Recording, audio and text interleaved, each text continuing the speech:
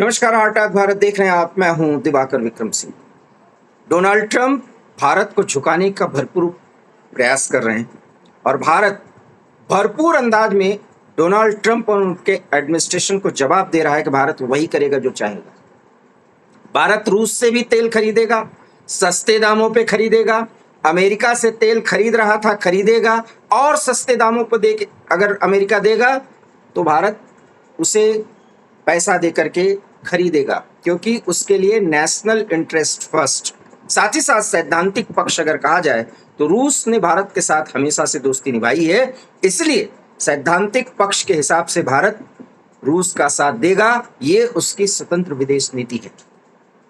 Donald Trump और उनके administration की तरफ से एक के बाद एक अनर्गल प्रलाप किए जा रहे हैं, लेकिन भारत चुप होकर के सिर्फ जवाब दिलवा रहा है, ये जानते हुए कि अभी भी भारत अमेरिका का रणनीतिक और व्यापारिक सहयोगी है। ये हम बार बार हमें वीडियो में बोलते हैं जब भी भारत अमेरिका संबंधों पर बात करते हैं।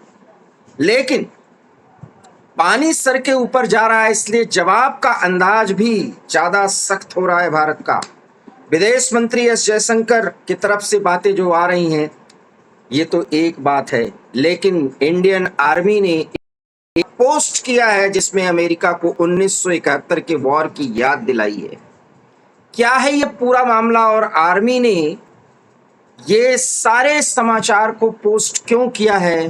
कर्नल वीरेंद्र शाही सर, जो रणनीतिक और सैन्य मामलों के जानकार हैं और 1971 का वॉर इन्होंने लड़ा था, जरा इन्हीं के मुंह से सुनिए क्या कुछ है इसमें तथ्य और क्यों आर्मी को सीधे सीधे डोनाल्ड ट्रंप और उनके अमेरिका को जवाब देना पड़ा। धन्यवाद दिवाकर जी, आपने मुझे इस इम्पोर्टेंट विषय पर बात करने को कहा। मैं सिर्फ इतिहास याद कराना चाहता हूँ। सन 71 में जिस तरह से हमारी प्रधानमंत्री हर देश में गई थी, अमेरिका में भी गई थी। एक तो वहां पर रीगन थे शायद उस समय, उन्होंने बड़ा कोल्ड शोल्डर सा दिया और शायद ऐसी सलाह दी कि हम बांग्लादेश या ईस्ट पाकिस्तान पर कोई एक्शन न करें। इसके बावजूद कि उनकी कितनी ज्यादा पॉपुलेशन माइग्रेट कर कर आ गई थी और हमारी अपनी माली हालत इतनी अच्छी नहीं थी, अनाज की कमी थी, रिसोर्सेज की कमी थी, उस पर हम वो शरणार्थी इतने नहीं ले सकते थे। आज तक वो समस्या हमें दुखी कर रही है। अब वो वोटर्स बन गए हैं, अब वो बंगाल की जो हालत हो गई है, वेस्ट बंगाल की, सर्वविदित है। ऐसी हालत में जब हमने निश्चय लिया और जब हमने मुक्ति वाहिनी को सपोर्ट किया और ईस्ट पाकिस्तान, जो पड़ोसियों का कहते हैं नाम बदला नहीं जाता, पड़ोसी का नाम बदल कर हमने पड़ोसी बदल दिया, बांग्लादेश बना दिया। पर उस सूरत में अमेरिका ने पूरा पूरा पाकिस्तान का साथ दिया। पाकिस्तान के एयरक्राफ्ट श्रीलंका से आकर रिफ्यूलिंग भी करते थे। यहाँ तक कि पाकिस्तान ने अपनी नौसेना, 7th फ्लीट को हमारे इतना निकट लेकर आ गए थे और बंगाल की खाड़ी में एंटर होने वाले थे।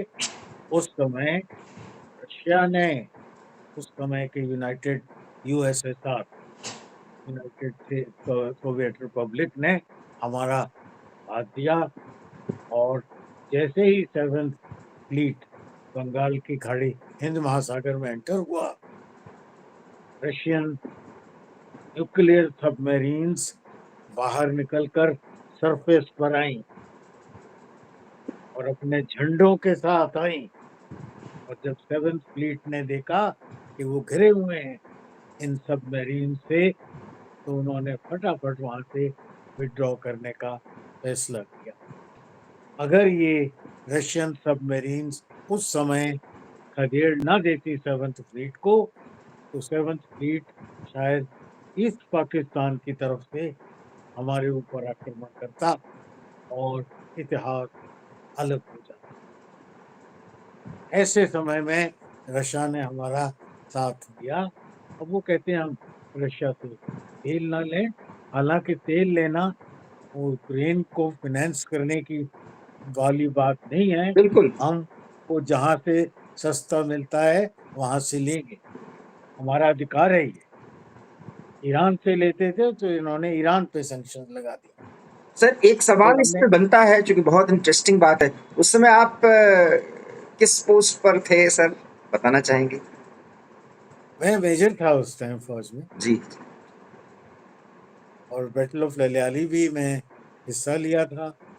मुझे वीर चक्र से उसी युद्ध में सम्मानित किया गया। तो हार्ट अटैक भारत पे वो शख्स इस समय आपसे बात कर रहा है जो 71 की लड़ाई लड़े थे और इनको वीर चक्र भी मिला है। तो ये देखिए कि बता रहे हैं कि सेवेंथ फ्लीट को किस तरीके से रूस ने दूर किया था। और ये सेवेंथ फ्लीट अमेरिका का सातवां बेड़ा, कहते हैं ना सातवां बेड़ा, एक बहुत बड़ी ताकत थी।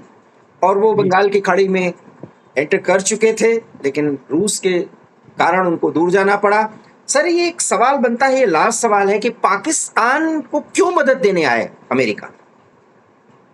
पाकिस्तान को लगातार मदद दी है। पाकिस्तान में उन्होंने अपने बेसेस उस समय बनाने नहीं, थे इन्होंने जो वो, पाकिस्तान की तरफ से अनुरोध किया गया होगा ना कि आप मुझे बचाने आइए, क्योंकि इंडिया तो अब हमको खत्म कर रही है। ईस्ट पाकिस्तान तो गया। हाँ वो जरूर ऐसा रहा होगा। और मैं समझता हूँ जो बड़ी बात है वो ये है कि पाकिस्तान की अमेरिका को हमेशा से आवश्यकता रही है hmm. To counter Russia that time. China तो इतनी बड़ी हस्ती तब नहीं था, पर उनका फ्यूचर प्लानिंग रहता है to counter Russia and China, और आल्सो ईरान के बगल में आकर बैठना। इन तीनों कारणों से दूरदर्शिता दिखाते हुए उन्होंने पाकिस्तान को हमेशा सहायता दी, हथियारों से भी। तालिबान को खड़ा करने के लिए बेशुमार वेपन्स भी दिए, जिससे वो सफल भी हुए रशिया को अफगानिस्तान से धकेलने में। इस सब के लिए उसको पाकिस्तान की आवश्यकता थी, और पाकिस्तान को सहायता देते रहते थे। तभी इतने F-16 पाकिस्तान में गए, जिनका प्रयोग पाकिस्तान बंदिश होने के बावजूद भारत के अगेंस्ट करता रहा। सर। तो इस तरह के जो अमेरिकन कारनामे हमारे विरुद्ध होते रहे हैं, शायद ट्रंप जी भूल गए। हम्म। अब हम उन सब चीजों को बर्दाश्त कर लेते थे उस समय। अब नया भारत इस सब को बर्दाश्त नहीं करता। सर मेरा नया भारत इस सब को भूलता भी नहीं है। बिल्कुल, मेरा एक ही सवाल है कि सर आर्मी ने, वो उस समय के अखबारों की कटिंग और ये सब कुछ आर्मी की तरफ से पोस्ट किया गया। जनरली आर्मी थोड़ा सा पॉलिटिकल या डिप्लोमेटिक मिशंस में इस तरह से खुल के नहीं आती। इसके रीजंस क्या हो सकते हैं सर? रीजन बड़ा साफ है दिवाकर जी। हमारे कितने साथी शहीद हुए बांग्लादेश को आजाद कराने में। और जब कभी एक निष्पक्ष इतिहास लिखा जाएगा तो बांग्लादेश को देखने का एक और भी तरीका है। हमने पाकिस्तान को तोड़ दिया, वो बात तो ठीक है, पर हमने एक और इस्लामिक देश को जन्म दिया अपने 5,500 सैनिकों की प्राणों की आहुति देकर। मतलब साफ है कि भारत ने संकेत दे दिया है कि अमेरिका जो कुछ भी कर रहा है, डिप्लोमेटिक उसके और नॉर्म्स या तरीके हो सकते हैं, लेकिन अमेरिका सैनिक तौर तरीके से भी क्या कुछ इस समय पाकिस्तान को फैसिलिटेट कर रहा है। सेना ने, भारतीय सेना ने इसका संज्ञान ले लिया है। और भारतीय सेना ने फैसला किया है कि हर उस पक्ष को आईना दिखाया दिया जाए जो इस समय भारत की बाह मरोड़ने की कोशिश कर रहा है। एक बहुत बड़ा मूव है भारतीय सेना की तरफ से, और इसका एक दूरगामी परिणाम हो सकता है। कर्नल वीरेंद्र शाही सर जो 1971 के युद्ध को लड़े भी हैं, और इस स्थिति को आपके सामने बताया। आपको ये बात कैसी लगी? ये बात अच्छी लगी हो तो प्लीज़ इस वीडियो को लाइक कीजिए, शेयर कीजिए। इनसे, इस युद्ध से जुड़े कुछ और सवाल हो तो जरूर पूछिए, बताएंगे। आपका बहुत बहुत धन्यवाद। प्लीज़, अच्छा लगा हो हमारा तो इस चैनल पर ऐसी ही बातें हम प्रतिदिन लाते हैं, हमारे चैनल को सब्सक्राइब कीजिए। बहुत बहुत धन्यवाद सर। नमस्कार। धन्यवाद दिवाकर जी।